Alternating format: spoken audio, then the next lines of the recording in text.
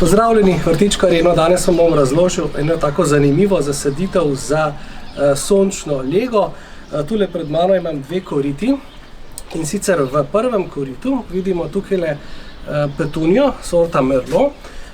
Kot pokončna rastlina nam služi tale gavra, ki bo lepo cvetela seveda celo poletje. No, tukaj kot strukturno zelenje imamo rastlino in rečemo pijavčnica, ta se bo lepo potegnila navzdol. Se pravi, čisto za konec imamo pa milijon zvončkov z dvojnimi cvetovi. No, pri zvončkih pazimo seveda na pojav prvih listnih uši, to moramo spremljati že od samega začetka. V drugem koritu pa imamo spet petunijo sorta Merlot, ki bo lepo popolnila ta prostor, bi rekel, med petunijo in zvončkom, se bo lepo zaraslo.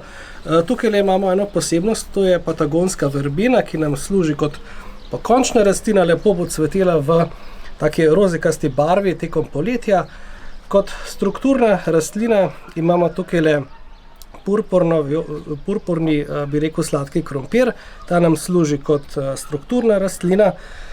Pri sladki krompir sem posadil skupaj z lončkom, to pa zato, da sem nekoliko omejil rast, da ne bo sladki krompir tekom poletja preveč prekoreninil korito in seveda potem zavrl rast ostalim rastlinam. Prav tako sem pri patagonski verbeni pustil lonček, odrezal sem samo dno.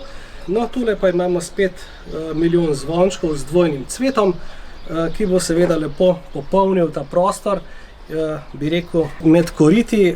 Za sama zasaditev ima korita z istimi rastlinami, tako se bo milijon zvončkov združil z petunijo in seveda ti dve rastlini se bosta prepletli in tako bo zasaditev, bi rekel, lepo sklenjena in bomo imeli lepo balkonsko cvetočo zasaditev do pozne jeseni.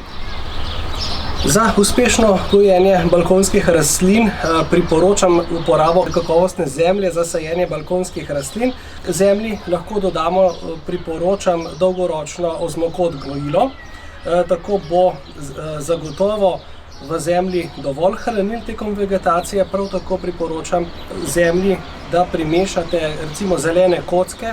Zelene kocke bodo rastlinam zagotavljale dovolj vode in seveda v vodi raztoprenih hranil.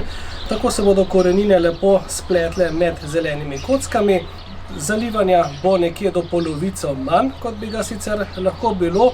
Kar se tiče doziranja zelenih kock, priporočam nekje 1/5 zelenih kock glede na volumen zemlje, lahko tudi nekoliko manj, to je pa seveda odvisno tudi od tega, koliko imajo naše rastline potrebe po samem zalivanju. Uporabil sem korita brez vodne rezerve, zato sem dodal približno 1/5 zelenih kock. Določene rastline tukaj so kar žejne, recimo petunija. Tako da sem opazil, da je bilo vsa leta do zdaj bistveno lepše cvetenje, bistveno lepša, bujnejša rast, precej več listne mase in tudi seveda vsekakor zalivanja je v tem primeru manj. Rast je lepša, cvetenja je več. Prav tako ne pozabite na redno dognojevanje z gnojili, ki pospešujejo cvetenje. Moje ime je Primož Brezovec, veseli me, da vrtnarimo skupaj.